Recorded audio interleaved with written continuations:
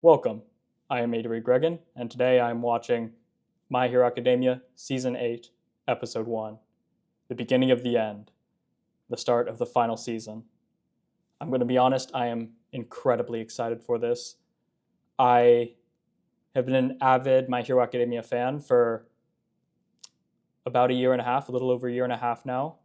Initially, I did watch it as each season came out. However, I was watching it with my brother as season 5 was coming out, and we ended up kind of losing interest in it for certain reasons. Reasons that, now that I've read the manga, I realize are because of season 5's, frankly, atrocious adaptation, as I'm sure many of you are aware.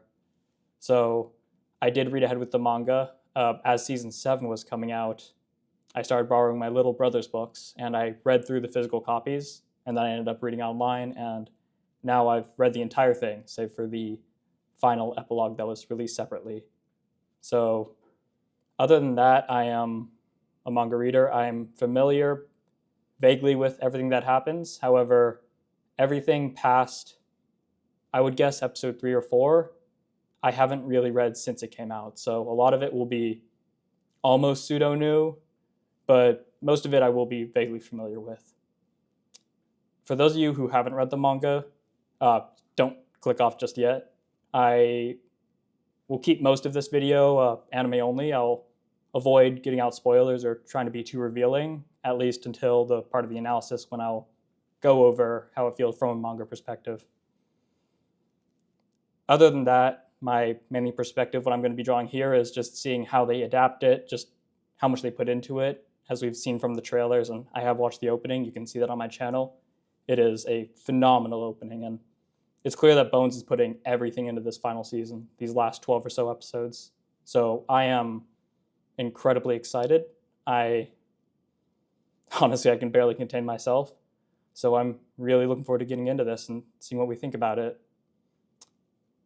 To avoid copyright, the way I'll do these reactions is I will have the link to it in the description so you can watch it there.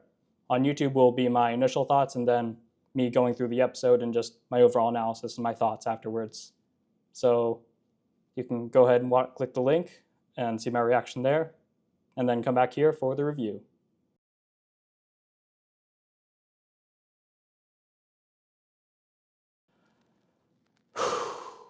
Be still my beating heart.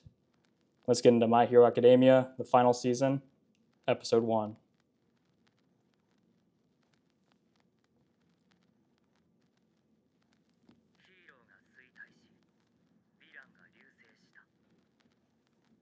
Turn this up a little bit.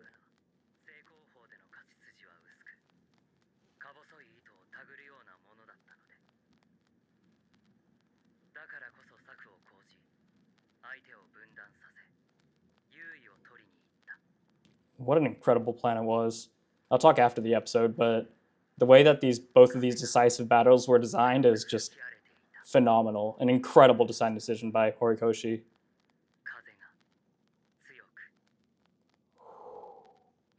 Cold open. And one of the last two fights. Okay, we're getting a recap of the end of season 7. Yeah.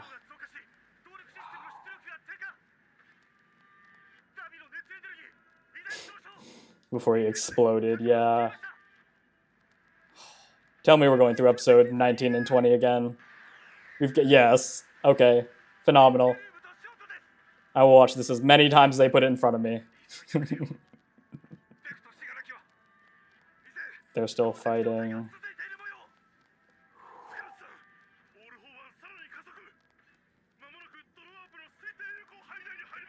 But then...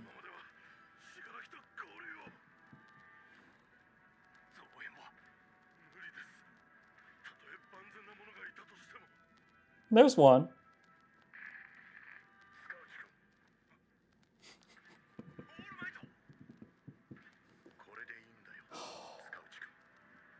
Oh, I really hope they revisit this.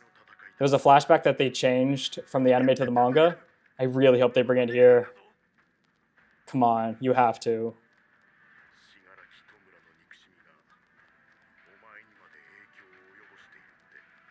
Oh, I'm also so excited for new OSTs. I'm such an OST brain. I love leitmotifs, and I love listening to the tracks and seeing them develop. I know one of the trailers had a new had a new All Might theme, and I've got to hear it.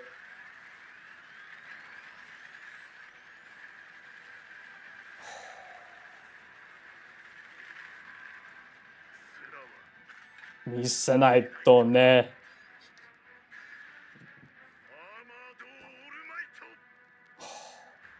I didn't notice all the like gears and all the inner workings on the inside of it. That looks so good. Rising Origin. Just cramming it all together. Brilliant.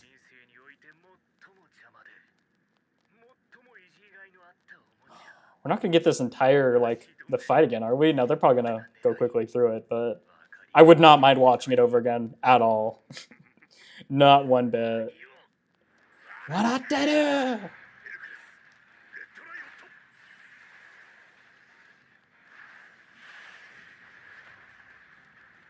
Him using all the Class 1A together.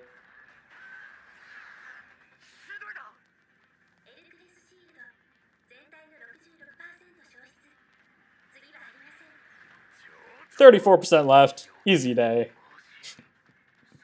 Easy day.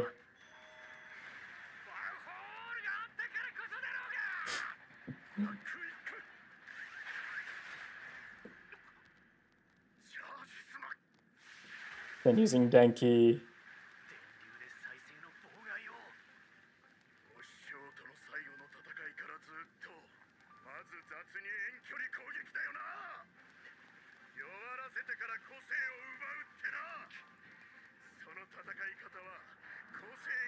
Flipping all for one's words against him. That only works when you have one for all. That only works when your opponent has a quirk. Such great banter between these two. Incredible. I'm so glad I watched this movie. I actually haven't seen any of the movies other than the first one, and the latest one, but I haven't seen 2 or 3, which I really need to get to before we start with this. I also haven't seen Vigilantes, so maybe I should do that while this is going on too.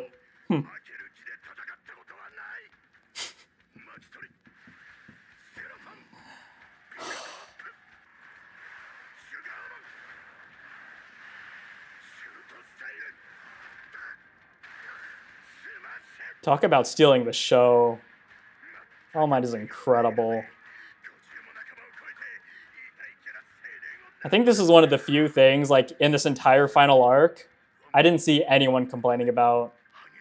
Like, there was so much that people were, like, going against, that people were arguing about, people were deciding whether it was good or bad, about all these different things. This is the one thing that, like, it seems like the entire fandom just rallied together to go to support this.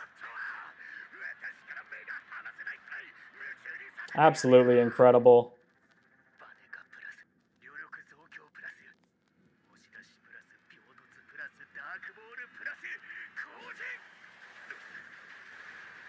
Water gun plus seed bomb plus thunder plus blast burn plus smoke screen. Just throw stuff at him. I don't care. Get him out of here. The fact that All For One getting younger means he has less control, but that also means he's in line with his emotions, so his power is stronger. It's such a great balancing act of making him a stronger boss, but also easier to take advantage of. Absolutely brilliant development for one of the final bosses.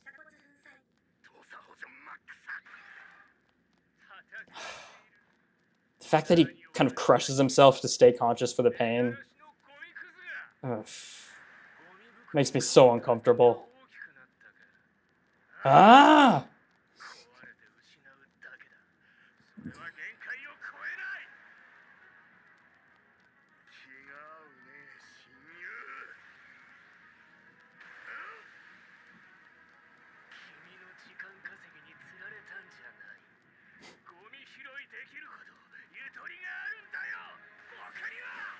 The literal trash talk. But All Might's still keeping up. He is on cloud 9 for this fight, and we are living for it. Pankei.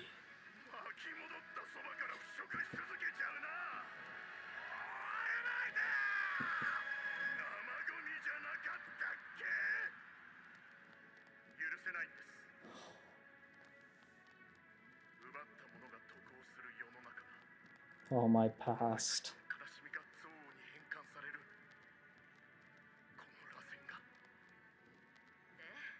This is such a great misdirection, too.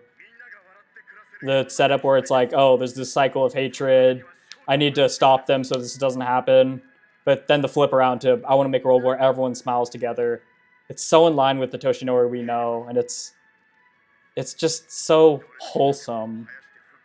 And so central to the story, really. It's not, I want to stop these bad guys who keep doing these bad things, but I want to create a world where no one's doing these things.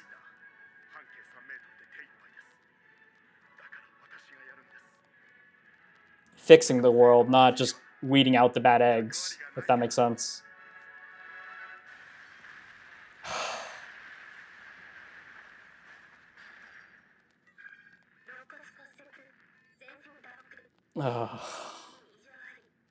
This is gonna be hard to watch.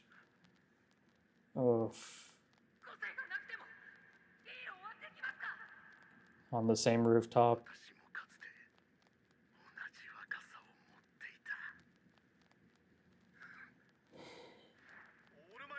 It's also so interesting how both of these sides are kind of getting in touch with their younger forms. Obviously, All For One is literally going in touch with the younger form and becoming his younger self. But Toshinori, in fighting like this, fighting freely, and kind of resonating with Midoriya, he's kind of becoming his younger self too, which, as we'll see in a second, he kind of gets one of his eyes back, kind of gets that light of youth back. It's really cool.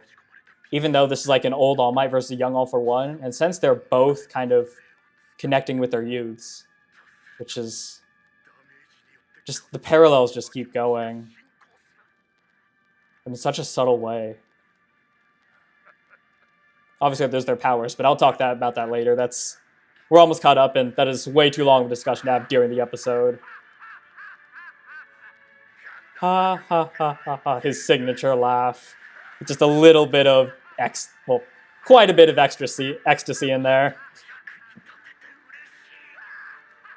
To be of use to others. Okay, here we go. Full throttle. I remember when I was reading through this, I was having that title is sick. The green.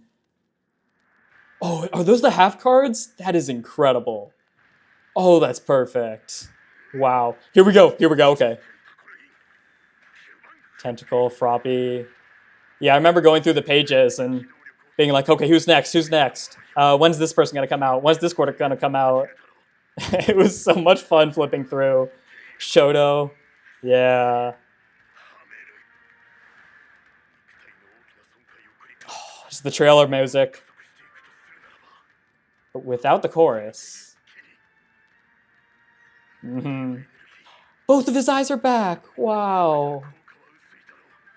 Awesome. Coda.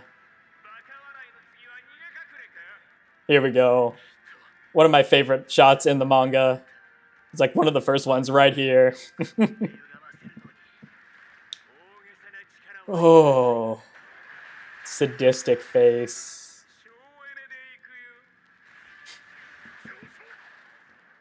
Climb. Oh, these freaking stupid quirks. Yeah, I'm just summoning minions, that's all. Easy. Oh.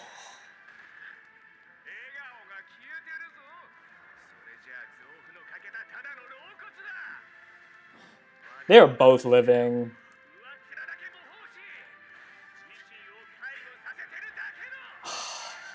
The labor breathing.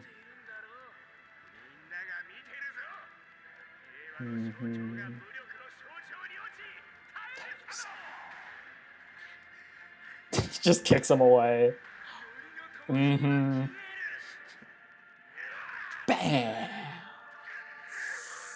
Oh.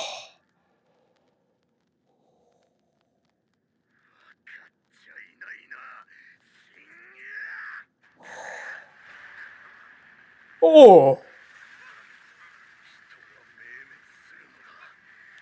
The ice. I'm pretty sure that's new. Unless I just missed it in the anime. I don't remember seeing the ice. That's really cool. Mm-hmm. And then on to Aoyama. One of the last fights that hasn't finished yet. Versus a jailbreaker. Poor Fat Gum. Bad matchup. And this guy who totally has a name.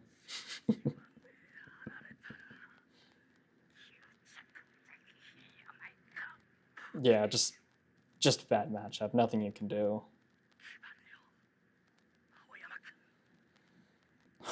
Aoyama. Oh god, I forgot they turn into like human plants. It's so twisted. It makes you wonder if this kind of quirk could look less evil if he'd been through a different life. Like if he'd like grown up and been like a hero, been a good guy. I wonder if these would have been like sunflowers, more beautiful flowers. They could have potentially like borrowed people's strength. Things like that. It's hard to stop thinking about once you realize that people like Toga, their quirks could have effectively become completely different if their lives were different. How their quirks kind of affect their personalities, but their personalities and the lives they live go back and affect their quirks as well.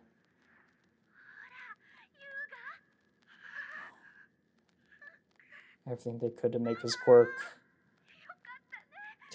work with him. Such a sad story. Yuga.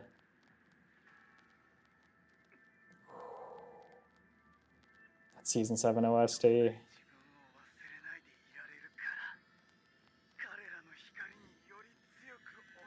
Mm-hmm.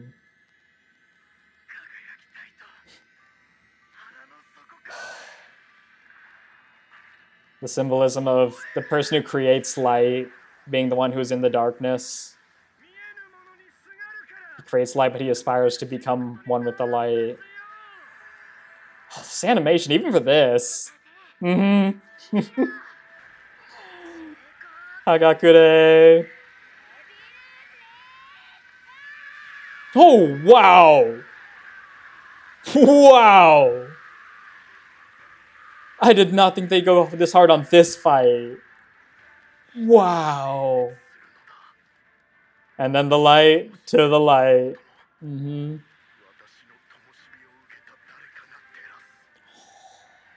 It's these little moments, these connecting moments that have the animation that really pulls the episode together.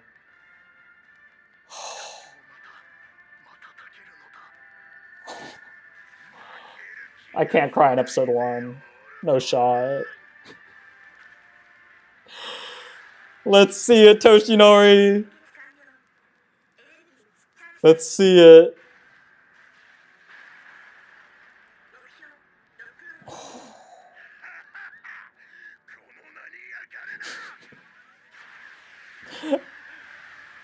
Boom.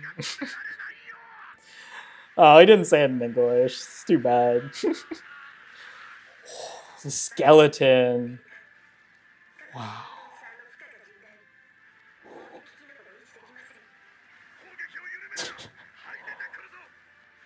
Oh, even the light, the animation for the sparkles.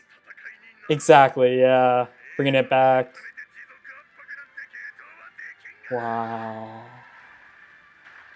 And he does the same thing too.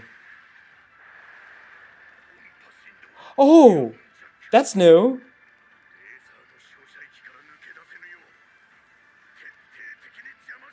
Wow.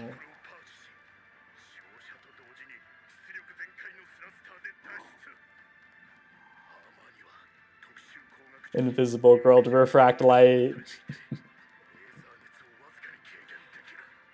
So good.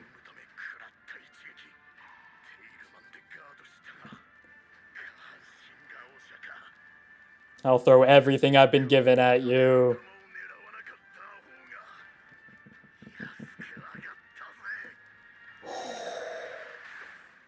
Oof. It's all for one you're dealing with, though. Creaty. Grape juice. That's also new. Wow, they're adding so much to this. I'm gonna look like such an idiot if all this is in the manga and I just forgot. I'm gonna look like such a fool. But a lot of this definitely feels new, feels added. Which I heard they're gonna add a lot to both these battles, so I'm... Wow. People around the world.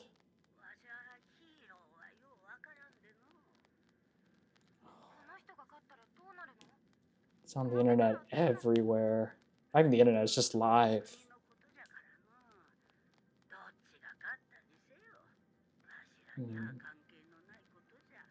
Cynicism.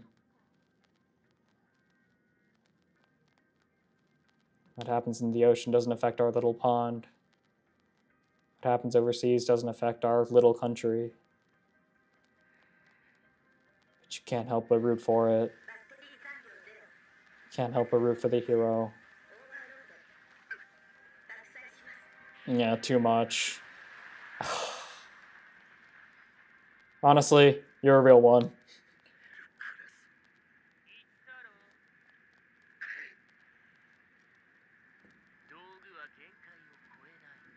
I don't know, I don't know, Hercules went pretty plus ultra, I'd say.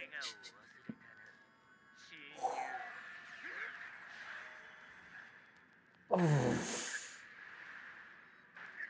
Oh. Jeez. Running out of tools.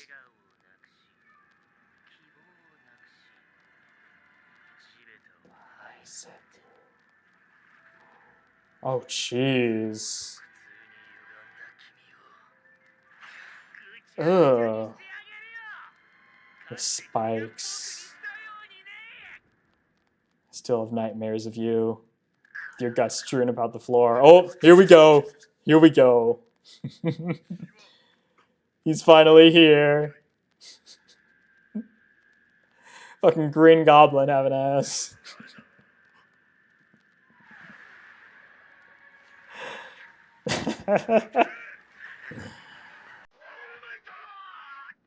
Yes. Is that the end? Oh, that's the end. And of course the OP. One of the best openings. Might be my favorite opening. I don't want to push it though. We'll see. Season 7 opening one was really good. Obviously, Season 3 opening one is the best one so far. This one might actually beat it, though.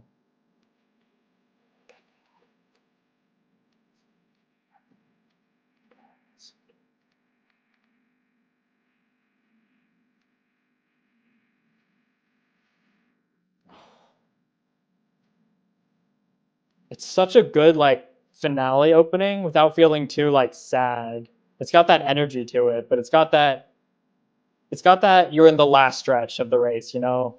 Things are almost over, but you can't stop yet. Of course, this. If you know, you know. All for One is the crystallization of everyone's power. Everyone reaching out to give it their strength. And both of them with tears in their eyes. It's such a good opening. It's phenomenal. It's one of those openings that, like, it's the best kind of opening, the one that develops the more you watch the show. Oh. Oh, there's more. Roasted by light. Nice. Oh, she's like glitching out. I guess the light is trying to flow around her. You're gonna need a coat, girl.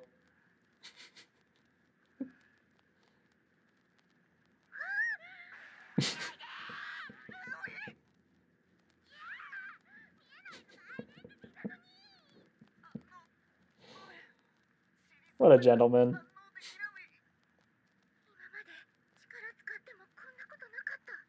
Mm-hmm. Yep.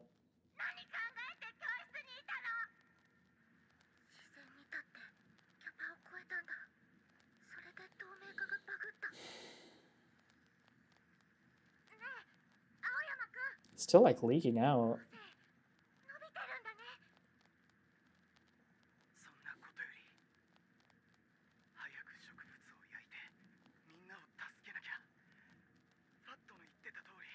Got his priorities straight. Mm-hmm. Oh, there's so much of it. Jeez.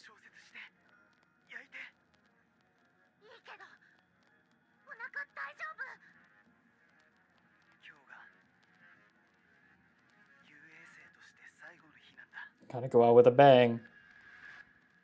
A flashbang, of course. Mm-hmm.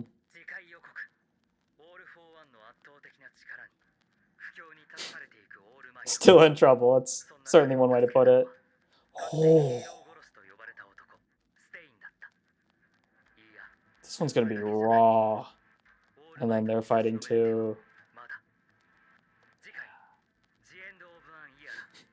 And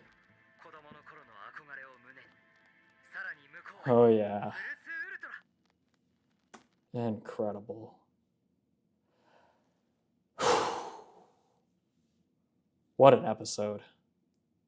I need to adjust a little bit. Oof. I'm sweating. What an incredible episode. What an absolutely stunning episode from beginning to end. I don't have a way of going frame by frame yet. If you know a way I can do it, like a torrent site or somewhere I can use to download it so I can do it frame by frame.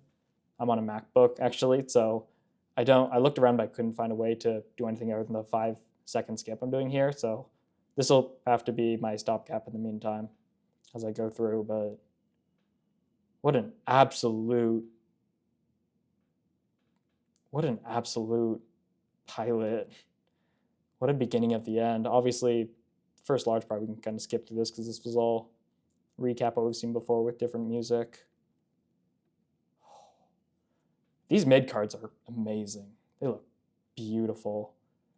I love how it's not actually like the characters this time because it's pretty much just, we're really down to the wire with a few guys. So they're not going to like shift through all the different characters and all the different actions they're going through. Obviously, we had Aoyama and Toga this episode, but it'll really narrow down, especially as the episodes go on. Obviously, I won't say anything past that, manga spoilers, but yeah, we're really down to the wire, down to the last couple fights. And everything really points to it. It really shows. Yeah, still going through those. This manga panel, it's like one of the first manga panels of this volume, because the volume, season 8 basically starts when, I forget which volume number it is, but when that volume starts, and this is one of the first like pages, and it is one that just sticks in my head. Just the absolute like the almost unfounded arrogance of All for One, right? Because he's powerful. He has all the strength he needs to back it up. He absolutely rates it, but he's also a lot more flustered than he's letting on.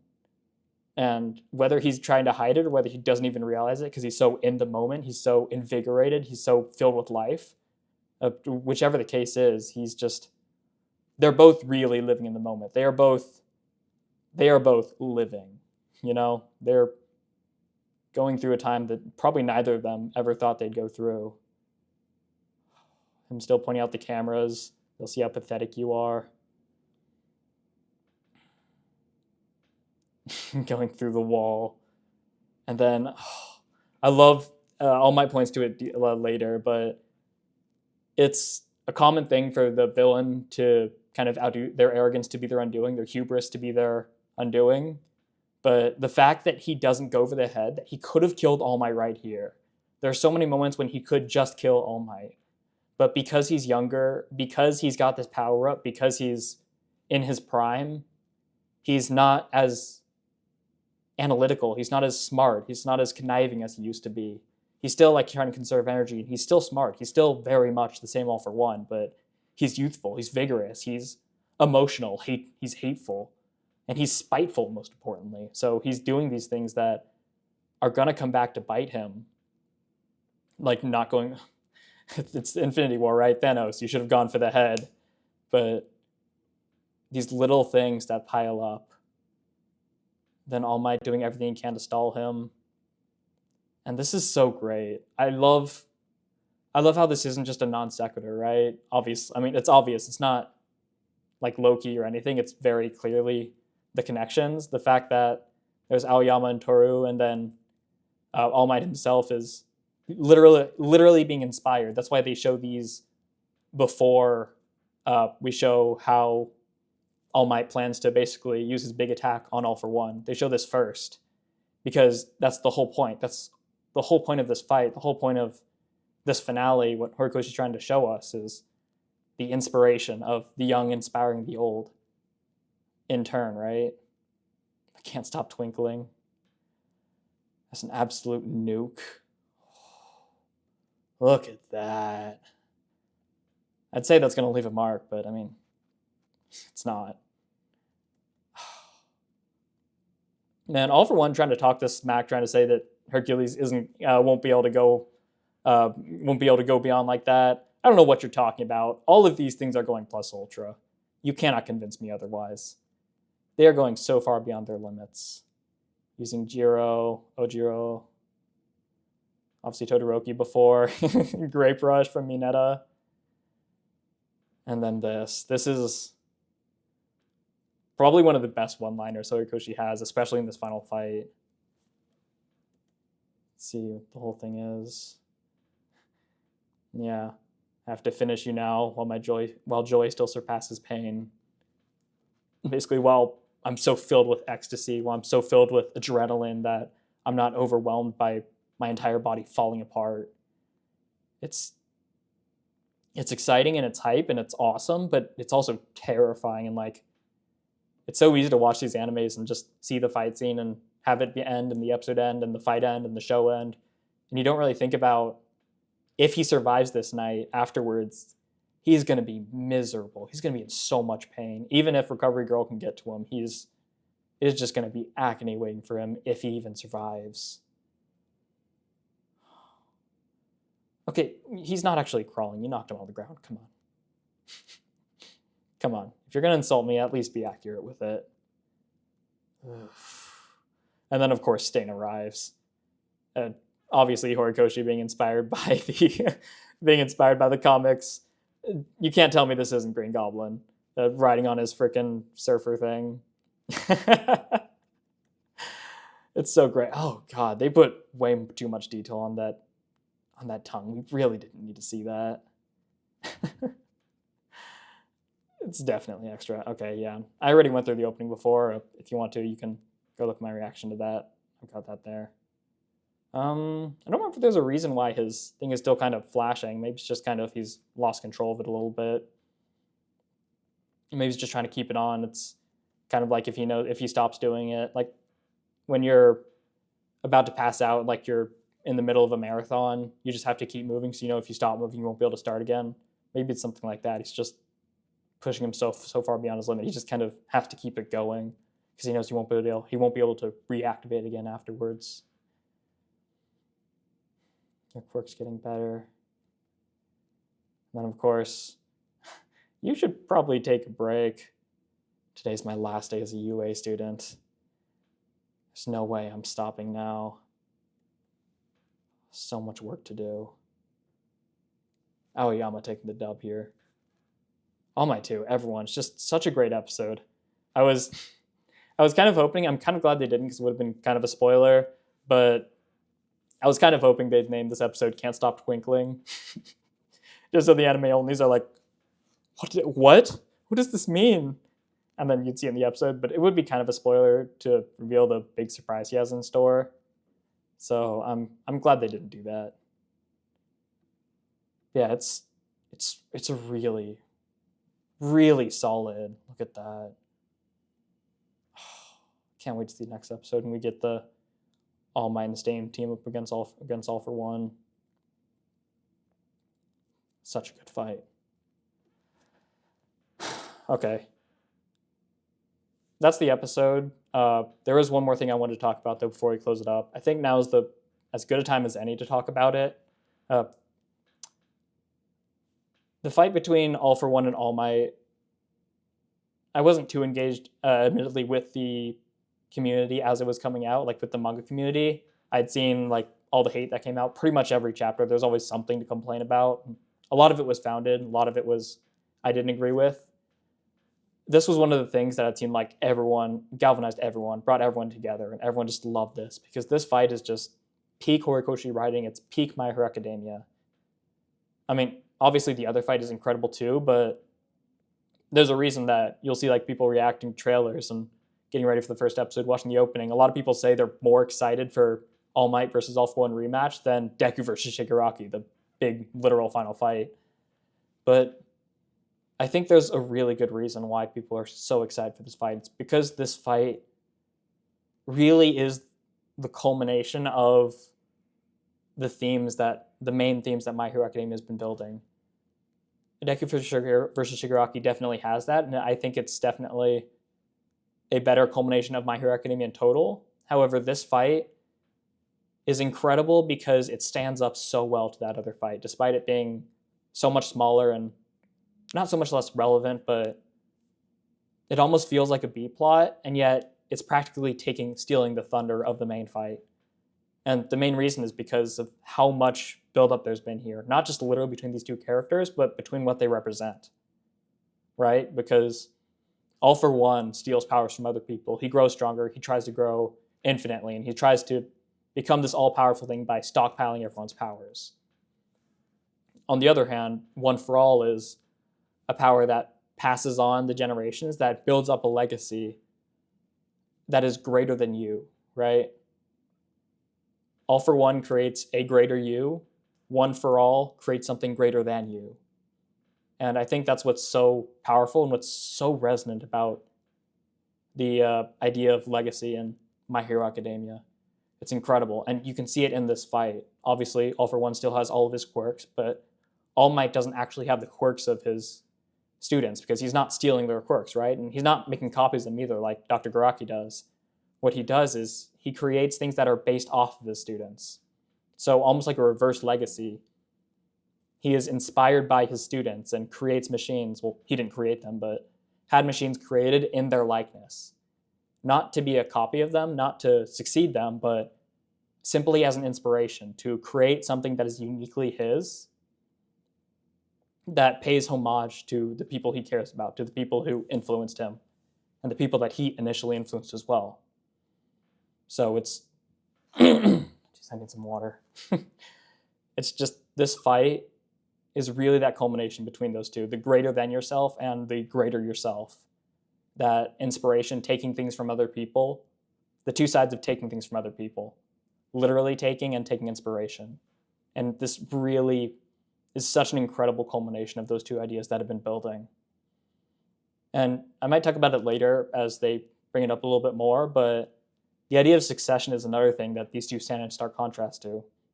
And initially, like in season 3, when we initially fought and beat All For One, there was a lot of uproar, and honestly, I was kind of a part of it because I was very much, not isn't in season 3, it was in season 6, when we learned that All For One is trying to, when he's been saying to turn Shigaraki into the next me, everyone thought it was symbolic because we were basically convinced by All For One and by Horikoshi that these two were going parallel lines, right? Parallel successors to villains and successors to heroes. That All For One and All Might would both fade into the past and leave their successors to go and flourish. So when season 6 came around, there was a lot of anger and a lot of disappointment that All For One was just trying to literally turn Shigaraki into next him and to bring his soul into Shigaraki. But I definitely understand where that's coming from, and I definitely want to make a larger whole video essay on this later, probably once the season's finished. But the fact of the matter is, I believe you're supposed to be angry by that. I think it was All For One. All For One's whole thing is kind of keeping people from the future they desire. That is like the ultimate evil that he aspires to be. And this is literally him doing that in practice. Excuse me. This is him doing it in practice, right? He's doing it in the story, but he's also doing it at the audience. The audience wants this story of two successors battling it out. But All For One is keeping the audience from what they want because he doesn't respect the idea of succession. He doesn't respect the idea of legacy. he wants to live on to the future, not what he stands for. He wants to literally move on. So he is battling against the theme of succession and of legacy. And that's why he's such a good villain. And that's why he's perfect for a final villain in the story, right? Because he is the antithesis to the themes that Horikoshi is trying to lay out, the succession of it all. So again, I think people are absolutely valid and not liking it and being angry about it. But I think it's short-sighted to criticize it because it is exactly the point. All for One not playing along with the narrative that he built up, the expectations that he gave us viewers, is exactly the point. It is exactly why we should hate him, and it is exactly why he's one of a perfect villain for the story. And this fight just really showcases it. Him using his powers and Toshi using what the students inspired him to do. And yeah, just showing this and showing that, like I talked about earlier, just showing it in action of the students acting and then him being inspired by it. Obviously, he wasn't like watching him, but just the idea of taking this move directly from them and using it. And it's just incredible. And being inspired by Star too, just how much more do you need to drive it home, right? Because in season 7, we saw the flashback of before Bakugo was starting to be revived by Edgeshot. We saw adults cultivate power and then pass it on. We saw All Might passing on to Star, and then Star reaching out to pass it on to the next generation. So All Might's not only taking it on from his students, but he's also taking inspiration from Star. He's taking like he said in the last season, I will use everything I've ever been given against you, All for One. And it's just breathtaking. It's just such an incredible finale. I really like this little scene here. There's so much you can take from this, right? There's the idea of not us versus them necessarily, but us and them, those people who are so far away that they don't affect me. Whatever they do doesn't have any relation on my life. Whether it's like a sort of small town, kind of old folk country bumpkin, kind of the big city, what happens there doesn't affect me, or if it's just wherever you are and there's someone in another country, there's some conflict happening, there's some seemingly big event, but if it's far enough away from you, it feels like it's not really happening, right?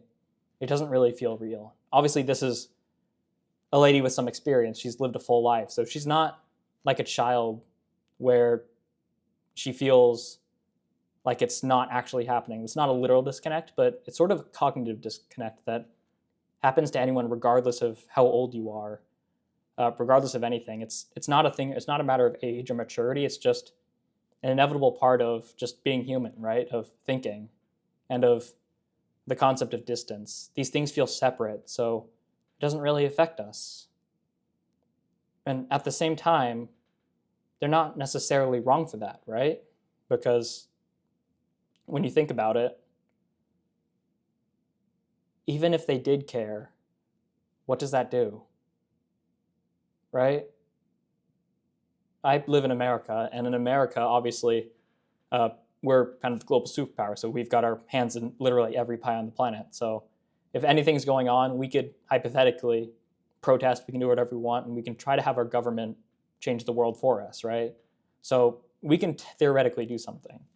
But if you live somewhere else, if you live in, say, like Brazil or something like that, or Australia, or if you live in, I don't know, like Sweden, you probably have less of a say in how your government affects the world, right? It's like if you live in Sweden and there's a civil war going on, heaven forbid, in Korea, like, what can you do that will affect that, right? So it's not just disconnect because of distance, and it's not just a cognitive,